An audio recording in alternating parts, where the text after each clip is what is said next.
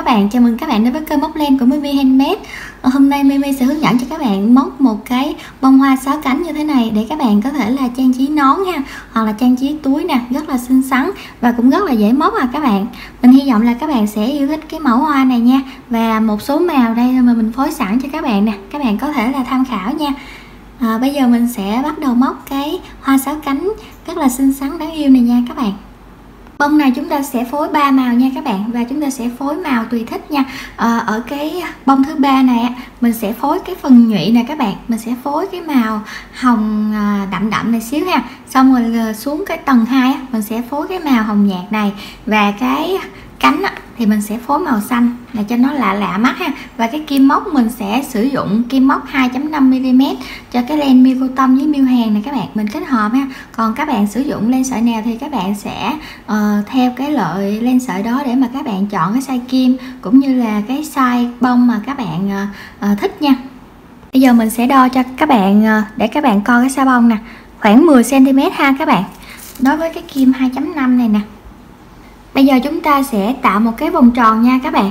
Các bạn chừa gan đoạn len dài dài như thế này đi để cho nó dễ dàng móc hơn. Các bạn đưa kim móc vào vòng tròn, kéo len qua, móc lên cho mình một mũi móc xích. Và bây giờ các bạn sẽ đâm kim vào vòng tròn, móc một mũi móc đơn. Sau đó các bạn lên 8 mũi móc xích, 1 2 3 4 5 6 7 8. Móc một mũi móc đơn vào vòng tròn. Rồi, cái nhụy thứ nhất rồi đó các bạn. Rồi các bạn tiếp tục móc lên 8 mũi móc xích, 3 4 5 6 7 8. Móc một mũi móc đơn vào vòng tròn.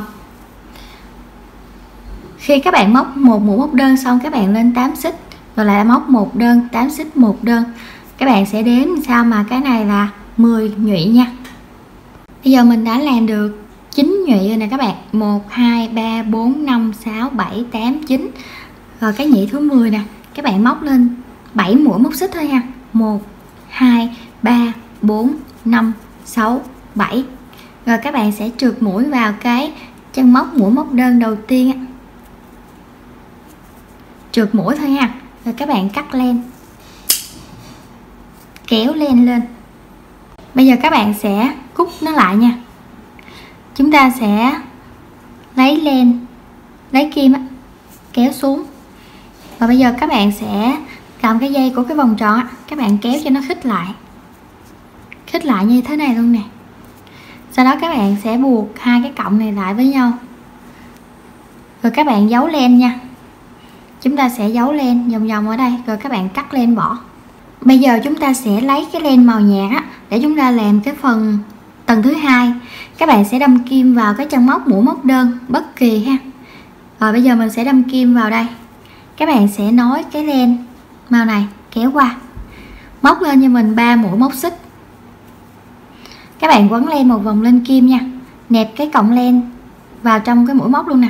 Các bạn sẽ móc một mũi móc kép vào trong cái chân móc đó luôn. Rồi như vậy là 3 mũi móc xích ban đầu là một kép nè. Rồi tới kép thứ 2. Bây giờ các bạn lên 3 mũi móc xích, trượt mũi vào trong cái chân móc đó. Chúng ta đã được một phần rồi nè. Rồi các bạn tiếp tục móc lên 3 mũi móc xích, quấn len một vòng lên kim, đâm kim vào chân móc này, tạo một mũi móc kép. Tiếp tục quấn len một vòng lên kim, đâm kim vào cái chân móc đó, kéo len lên, kéo len qua 2 vòng, giữ nguyên như thế này ha các bạn. Cái này các bạn thấy giống trái tim không? Rồi giữ nguyên ở đây ha. Bây giờ chúng ta sẽ chừa ra 2 nhụy, 1 2. Các bạn quấn len một vòng lên kim, đâm kim vào cái chân móc mũi móc đơn, chỗ giao nhau giữa nhụy thứ 2 và nhụy thứ 3 nè. Đó, các bạn sẽ đâm kim kéo lên, kéo len qua 2 vòng. Chúng ta có được 3 vòng len trên kim, các bạn kéo qua hết luôn. Rồi như vậy á các bạn nè, hai nhụy này nó nằm ở phía trên rồi nè, coi như là nó tách biệt rồi ha. Các bạn sẽ móc cho mình một mũi móc kép vào cái chân móc đó luôn. Sau đó các bạn lại lên 3 xích và trượt mũi vào cái chân móc này. Tiếp tục các bạn lại lên 3 mũi móc xích, móc một mũi móc kép vào cái chân móc này. Rồi bây giờ các bạn lại quấn len một vòng lên kim nè, đâm kim vào cái chân móc này, kéo len lên, kéo len qua 2 vòng thôi, giữ nguyên như thế này. Chúng ta làm giống hệt như bên đây ha. Rồi bây giờ các bạn lại bỏ qua 2 cái phần nhụy này, chúng ta sẽ đâm kim vào cái chân móc mũi móc đơn của cái chỗ ở chính giữa này ha, quấn len một vòng lên kim, đâm kim vào cái chân móc mũi móc đơn bên đây. Các bạn kéo len, quấn len, đâm kim, kéo len qua 2 vòng đó các bạn. Rồi kéo len qua 3 vòng, tiếp tục móc một mũi móc kép vào trong cái chân móc này, lại lên 3 xích và chúng ta sẽ trượt mũi. Rồi lại móc lên 3 xích, móc một mũi móc kép vào chân móc này và móc cho mình thêm nửa mũi móc kép ở đây. Rồi giữ nguyên như thế này. Rồi các bạn lại chừa ra hai nhụy và các bạn sẽ đâm kim vào cái chân móc mũi móc đơn bên đây. Các bạn làm tương tự như thế đến cuối hàng luôn ha. Mình đã móc tới cái chỗ cuối cùng rồi nè các bạn. Thay vì chúng ta sẽ chừa ra như thế này ha, mình sẽ hoàn thành cái mũi móc kép cuối cùng luôn nha. Rồi bây giờ chúng ta sẽ trượt mũi vào cái chân móc xích thứ 3 nè, 1 2 3, trượt mũi vào đây. Các bạn sẽ cắt len nha, kéo len lên, rồi các bạn sẽ rút nó chặt lại. Sau đó chúng ta sẽ đưa kim và chúng ta sẽ kéo nó xuống. Và bây giờ chúng ta sẽ giấu len. Làm tầng nào cái mình sẽ giấu len tầng đó luôn ha các bạn, để cho nó khi mà mình xong á, cái mình xong luôn à, mình sẽ không có cần phải giấu nữa, với lại sợ nó tùm lum á. Rồi cái kế bên là mình đã nẹp rồi cho nên là mình sẽ cắt nó luôn nha. Rồi cái phần nhụy này của chúng ta nó đã được như thế này rồi nè các bạn. Bây giờ ở đây nó có 5 cánh nhưng mà 5 cái phần này, nhưng mà chúng ta sẽ làm 6 cái phần dây nha các bạn. Bây giờ chúng ta sẽ lật ngược nó lại, các bạn lấy cái màu phối của phần cánh đi, mình sẽ hướng dẫn cho các bạn. Thường là 5 cánh này nè, mình sẽ làm 5 cái dây để mình móc 5 cái cánh to ở trên. Nhưng mà nếu mà mình móc 5 cánh á, là cái chỗ này nó hơi không có được khít á các bạn, cho nên là mình sẽ làm 6 dây để mình móc 6 cánh nha. Nếu mà các bạn móc ngay từ đầu nó là 6 cánh rồi thì các bạn cũng bắt buộc phải móc là 7 dây. Rồi bây giờ các bạn sẽ đâm kim vào cái chân 3 mũi móc xích bất kỳ nè, ở bên đây, với 3 mũi móc xích ở bên đây nè các bạn. Đó, đâm xuyên qua như thế này ha. Rồi các bạn sẽ kéo cái len màu xanh này qua này, móc lên cho mình một mũi móc xích. Rồi các bạn móc cho mình một mũi móc đơn vào cái chân móc này đi, một mũi móc đơn vào cái chân móc này. Sau đó các bạn móc lên 4 mũi móc xích. Tiếp tục các bạn qua bên dãy bên đây. Đây các bạn, cái chỗ này là 3 mũi móc xích nè, bên đây 3 mũi móc xích nữa nè. Rồi các bạn sẽ móc cho mình một mũi móc đơn. Tiếp tục 4 mũi móc xích. Đây, chân này với lại chân này mình sẽ kéo qua và móc một mũi móc đơn, 4 xích, 1 đơn. Tiếp tục 4 xích,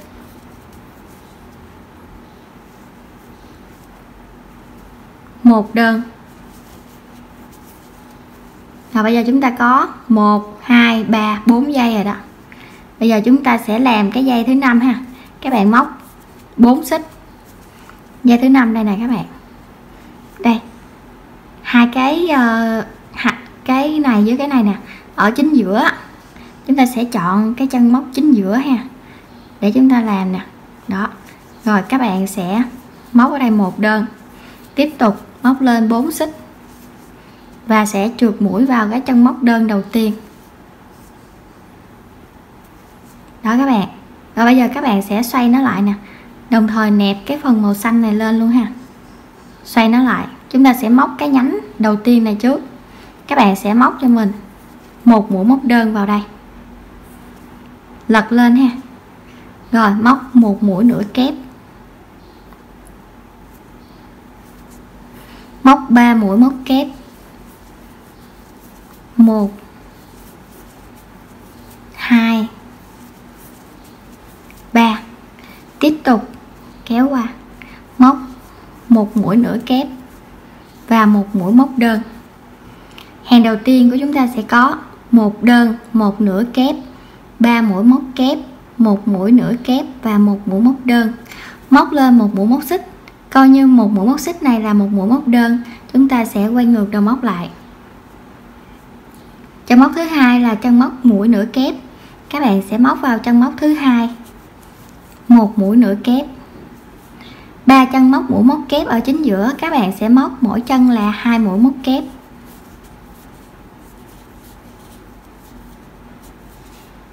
Đó, để chúng ta tạo cái phần cánh nó tròn quá các bạn.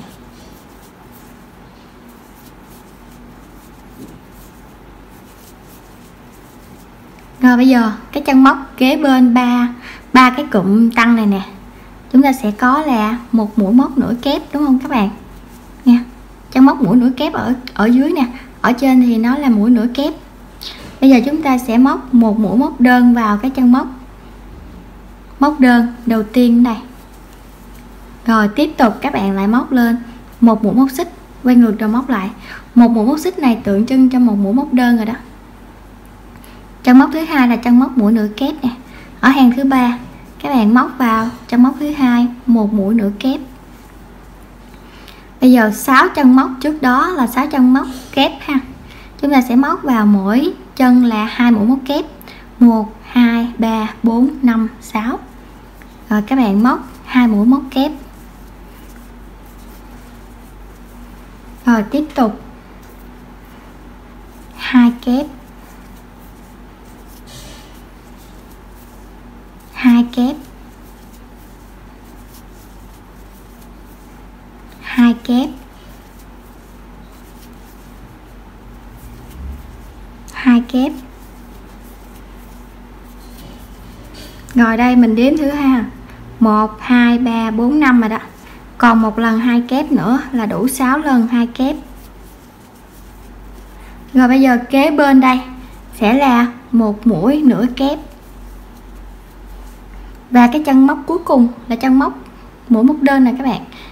Đây các bạn sẽ móc một mũi móc đơn, sau đó các bạn sẽ móc cho mình vào cái dây kế bên một cái cánh tương tự. Dây kế bên một đơn,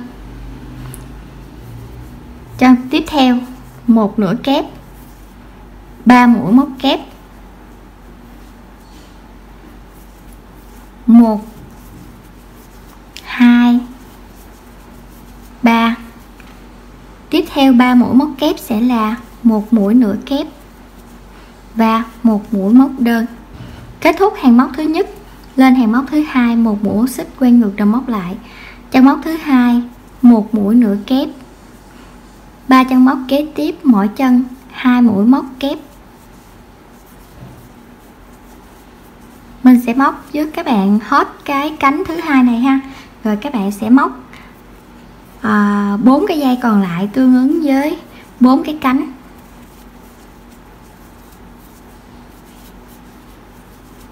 Rồi 1 2 3 lần 2 kép, rồi kế bên nó sẽ là một mũi nửa kép.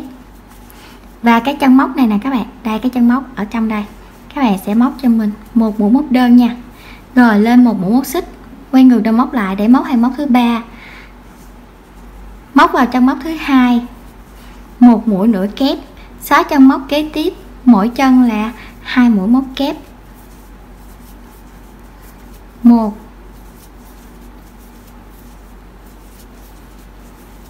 2 3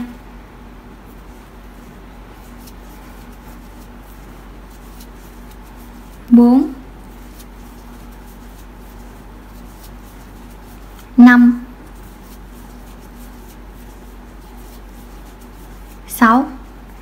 Kế bên 6 cụm này sẽ là 1 mũi nửa kép và 1 mũi móc đơn. Rồi tiếp tục qua cánh thứ 3 móc 1 mũi móc đơn và lại móc tương tự như những cái cánh trước đó mà mình đã hướng dẫn cho các bạn ha. Rồi chúng ta sẽ có là 1 2 3 4 5 6. Mình sẽ gặp lại các bạn khi các bạn móc đến cuối hàng móc thứ 6 nha. Mình đã móc tới cái cánh cuối cùng rồi nè các bạn. Bây giờ chúng ta sẽ trượt mũi vào cái ở tuốt phía dưới này ha nè, để cho nó chắc chắn hơn nha các bạn. Rồi bây giờ các bạn sẽ cắt len cho mình, kéo nó lên rồi rút nó lại. Tiếp tục các bạn sẽ đưa cái cọng len này xuống.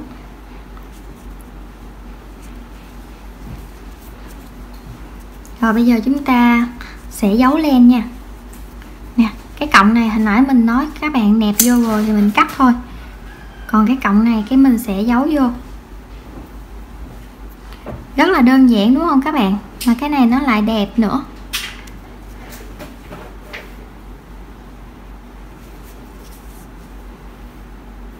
Rồi các bạn đưa nó xuống phía dưới này ha.